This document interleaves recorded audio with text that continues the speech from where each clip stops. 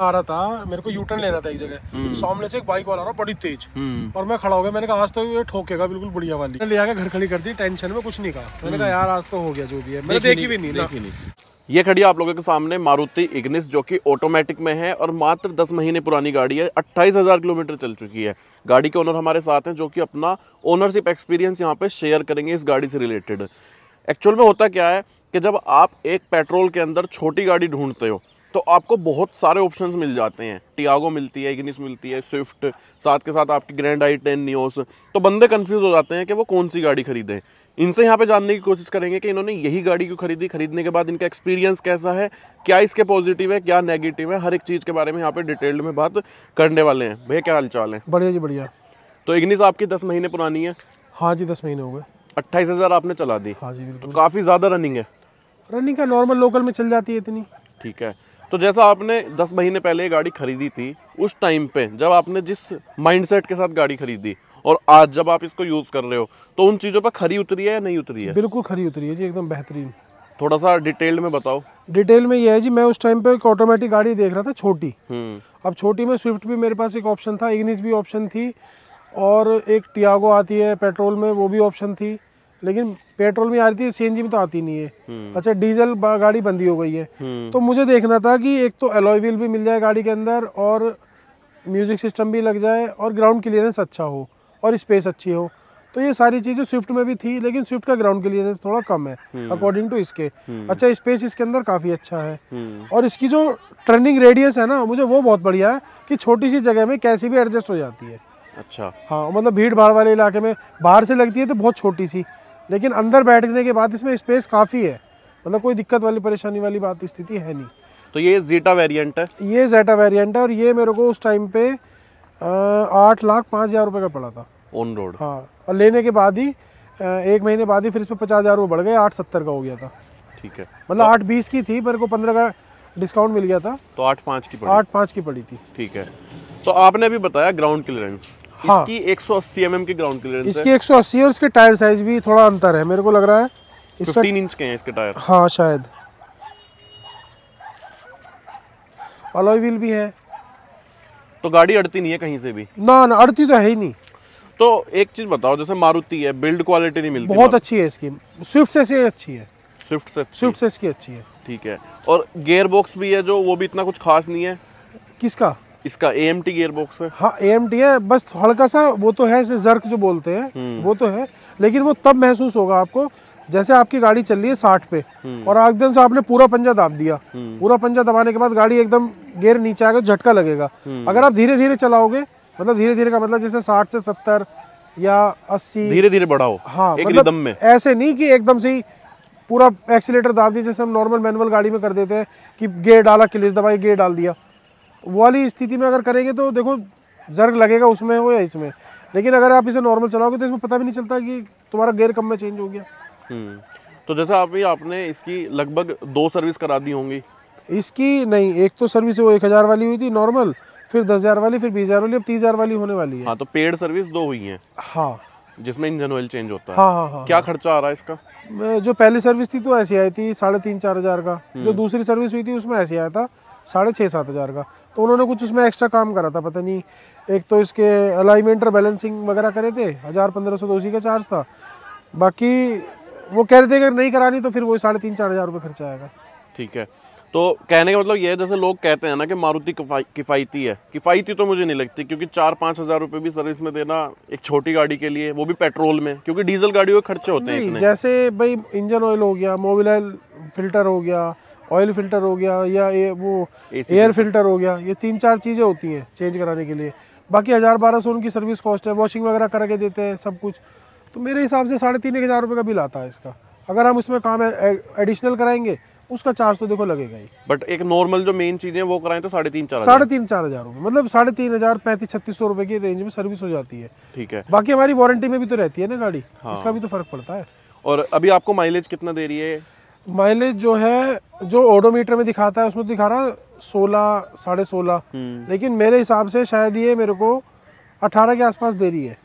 अच्छा, जो ओवरऑल आप एक हिसाब लगा रहे हो। जो एक आइडिया है मेरा। अच्छा। क्योंकि जैसे मैं इसका टैंक फुल कराता हूँ तो टैंक फुल करा के चल जाती है, मतलब ठीक ठाक, लगभग एक आइडिया है कि 18 के आसपास का एवरेज निकल जाता है ओवरऑल। हाँ, सिटी हाईवे मिक्स करके। हाँ, मेरी सिटी में ही चलती है, हाईवे पे तो बहुत कम चलती है। अच्छा, सिटी में ही रन है। हाँ, तो जैसे छोटी गाड़ी है, आपने एक सिटी पर्पज से ली तो फायदे हैं खूब।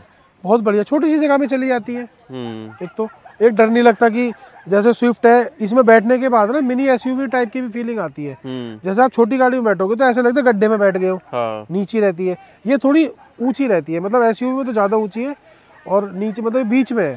मतलब इसमें सीट पे बैठने के बाद आपको आगे का भी आइडिया रहता है कि हाँ भाई हमारा बम्पर कहीं टच तो नहीं हो रहा या कोई दिक्कत तो नहीं है। पीछे कैमरा है वो भी अच्छी क्वालिटी का है और सेंसर वगैरह प्रॉपर इसमें सब लगे हुए हैं, तो कुल मिला के ये बेस्ट ऑप्शन है इस रेंज में।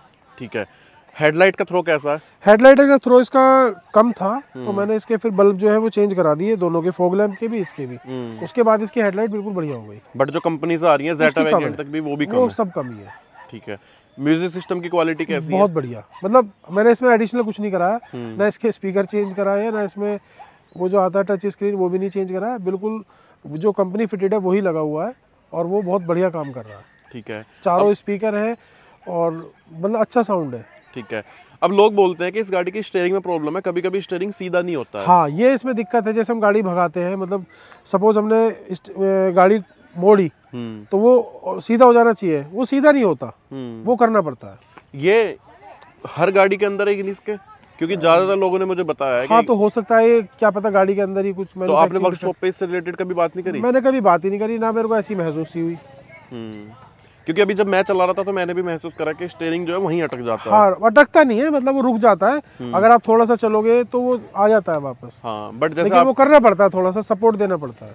हाँ, जैसे और गाड़ियाँ होती है कि किसी का भी अपना आप ही घूम के सही हो जाता है। जैसे सपोज ऐसे मोड़ पे हमने स्टीयरिंग घुमाया या हमने पूरा यू टर्न लेना है, तो फिर यू टर्न लेने के बाद हमें गाड़ी को स्टीयरिंग घुमाना पड़ता है। ठीक है। वो इसमें रुक जाता है वो। जब आप इसको हाई स्पीड पे चलाते हो गाड़ी को, हाँ, तो हाई स्पीड पे इसकी आपको कैसी स्टेबिलिटी लगती है? क्योंकि आपके पास सियाज भी है, सियाज तो एक प्रॉपर सेडान है। वो अलग चीज हो गई, लेकिन छोटी गाड़ी में ना तो इसमें ऐसे करती, गाड़ी हिलती नहीं है। किस स्पीड तक? 100-120 तक तो ऐसी जाती है। ठीक है। हाँ, 140 के बाद जब रोड में जंपिंग आएंगी तो थोड़ा बहुत हल्का फुल्का होता है, वो तो सभी गाड़ी में होता है। तो आप इसको जैसे कभी कभी हाईवे करते हो? मैं तो इसे 80-100 तक चलाता हूँ, ज्यादा इससे ऊपर नहीं भगाता, क्योंकि उससे ऊपर भगाने में एवरेज की दिक्कत आती है, फिर एवरेज डाउन होएगा क्या? नहीं, 80 और 100 की स्पीड भी एक अच्छी स्पीड है, बहुत बढ़िया एवरेज निकालती है और मुझे को लगता नहीं कि ना इसमें जंप मारती, ना इसमें कोई दिक्कत परेशानी वैसे आती। ठीक है। तो जैसे अभी लगभग गाड़ी भले ही 10 महीने पुरानी हो, मतलब नई मानी जाएगी। हाँ। 10 महीने कुछ नहीं होता। हाँ। लेकिन 28,000 किलोमीटर आपने क्लॉक कर दिया। हाँ। तो कहीं से दरवाजों में कोई आवाज या डिग्गी में कोई आवाज? कुछ भी नहीं है। ओके, एकदम कुछ भी आवाज नहीं है पूरी गाड़ी के अंदर। तो नेगेटिव आपको और क्या क्या लगते हैं इसके? जैसे आपने हेडलाइट का बताया। हाँ, हेडलाइट का थ्रो लगा और बाकी इसका जो स्टीयरिंग वाला जो पार्ट आप बता रहे हो वो है, बाकी मुझे तो उसके अलावा कुछ लगा नहीं। मतलब और कोई नेगेटिव आपको? मुझे कुछ इसमें लगा नहीं। अच्छा, जैसे लोग बोलते हैं ना कि पीछे से इसकी शेप अच्छी नहीं लगती देखने में। शेप तो लोगों की पसंद की बात है, बाकी शेप में मेरे को हिसाब से बुराई तो कुछ है नहीं। बूट स्पेस इसका देख लो, सीट इसकी पीछे से फोल्ड हो जाती है, जबकि अधिकतर गाड़ियों में नहीं हो पाती। एक इस बूट स्पेस अपना बढ़ जाता है, पीछे बैठने वाले आदमी को पूरा कंफर्ट रहता है, उसके लिए लेग रूम काफ़ी अच्छा है। बट पीछे की जो सीट है उसका रिक्लाइन एंगल थोड़ा सा खड़ा है। हाँ, बस ये है कि मैं पीछे बैठता नहीं तो देखा भी नहीं इस बारे में। पीछे मेरे साथ कोई बैठता भी नहीं, मैं अकेले चलता हूँ। अकेली गाड़ी चलती है लगभग। तो जैसे भी आपने इसको रखा हुआ था, जिस प्लान के अकॉर्डिंग खरीदा था, उन चीज़ों पे खरी उतर रही है? उन चीज़ों पे खरी उतर रही है और मेरे लिए एक बेस्ट ऑप्शन है। ठीक है। और मैं इसको लंबे समय तक रखने की सोच भी रहा हूँ। अगर आप इसकी जगह टियागो लेते, क्योंकि वो एक सेफ गाड़ी है, सेफ्टी का आपको कंसर्न नहीं लगा? नहीं, सेफ्टी तो देखो वो है कि भाई दिक्कत परेशानी तो कभी भी आ सकती है। हालांकि अभी एक बाइक वाला इसमें टक्कर मार गया था, तो अब यकीन मानना कि ऐसा हुआ कि जब मैं आ रहा था, मेरे को यू टर्न लेना था एक जगह, सामने से एक बाइक वाला रहा बड़ी तेज, और मैं खड़ा हो गया। मैंने कहा आज तो ये ठोकेगा बिल्कुल बढ़िया वाली। ठीक है। बचते बचाते मेरी गाड़ी ऐसी खड़ी थी जैसे अब खड़ी है, थोड़ी तिरछी। वो उधर से तो बच गया और उसने मारी यहाँ टक्कर। ये जो नंबर प्लेट है इसमें भी लगी, यहाँ भी लगी, ये अंदर घुस गया और ये बम्पर सब उखड़ गए। हाँ। मैंने सोची पता नहीं आज तो इसने बढ़िया मेरा इलाज बांध दिया। मैंने वहां से गाड़ी निकाली, मैंने ले आके घर खड़ी कर दी, टेंशन में कुछ नहीं कहा। मैंने कहा यार आज तो हो गया जो भी है, मैंने देखी भी नहीं ना। फिर मैं सुबह उठा, सुबह उठने के बाद मैंने देखा यार नुकसान तो हुआ ही नहीं कुछ, मैं कहा हल्का सही है। फिर मैं से लेके गया डेंटर के पास। डेंटर ने क्या काम करा, ये बिडिंग निकाली बाहर, ये निकाला बाहर, इसमें एल्फी लगा के ये सेट कर दिया और इसके जो नक्के निकले थे कर दिए। हल्की सी यहाँ पे रबिंग लगाई, हल्की सी यहाँ रबिंग लगाई, बिल्कुल हो गई फिट। 200 रुपये उसने लिए। अगर बिल्ड क्वालिटी, हाँ, अगर ये दूसरी गाड़ी कोई होती ना तो कम से कम बम्पर तो जाता ही जाता, लाइटें भी जाती और नुकसान होता कम से कम 4-5 हज़ार रुपये का, ये कन्फर्म है। एक बार आपकी सियाज भी लगी थी ऐसे ही। हाँ, तो सियाज में ज़्यादा नुकसान हुआ था? वो उसमें ज़्यादा नुकसान हुआ, वो पिचक गई थी वो। तो वैसे मेरे को कंपेयर नहीं करना चाहिए, लेकिन मैं फिर भी पूछ रहा हूँ क्योंकि दोनों मारुति की गाड़ियाँ हैं। सियाज में और इसमें 18 और 22 का अंतर है। ये 22 है, ये 22 है, वो 18 है, जो बिल्ड क्वालिटी है। जो उसका ये बोनेट है ना, ये भी ये चीज़, फेंडर जो ये आप ये दब नहीं सकता, ये इसमें दब नहीं सकता।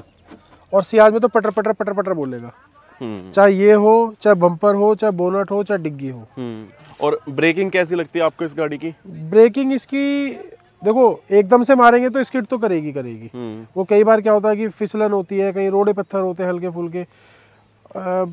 अगर हम वैसे चलाएंगे, नॉर्मली लगाएंगे, मतलब एकदम से ना लगा के धीरे धीरे लगाएंगे तो बढ़िया है। बाकी एकदम से लगाएंगे तो रपटती है सब गाड़ी, चाहे कोई भी हो। नहीं, बस इसी की बात करो आप कि इसकी ब्रेकिंग आपको कैसी लगती है, कहाँ तक कॉन्फिडेंस रहता है? कॉन्फिडेंस तो मेरा फुल रहता है इस पर। अच्छा, थोड़ी हल्की है लेकिन इसकी ब्रेकिंग इसकी थोड़ी हल्की, इम्प्रूव करने की जरूरत है। हाँ, क्योंकि टायर्स भी अच्छे आते हैं, टायर्स जो इसके टायर्स हैं उसकी विड्थ भी अच्छी है। हाँ, उसके बावजूद भी ब्रेकिंग थोड़ी हल्की है। ब्रेकिंग जैसे मान लो सपोज कई बार क्या होता है कि एकदम से मारनी पड़ गई तो ब्रेक लग नहीं पाते। अगर 100 की स्पीड पे या 60 की स्पीड पे भी अगर एकदम से ब्रेक लगाएंगे तो एकदम लगते नहीं है। वो थोड़ी सी में दिक्कत है ब्रेक। तो अगर आपके पास दोबारा से आज 8-8.5 लाख रुपए हो, हाँ, और आप भूल जाओ कि आपके पास इग्निस है, हाँ, ठीक है, और एक नई गाड़ी खरीदनी है, हाँ, पेट्रोल में लेनी है, ऑटोमेटिक ही लेनी है, तो अब आप दोबारा इग्निस पे जाओगे या कोई और बेटर ऑप्शन आपके पास है?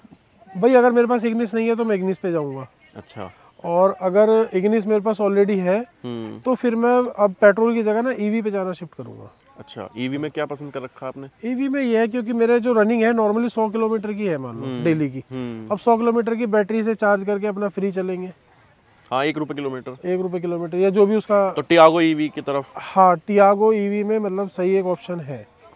चलो ठीक है।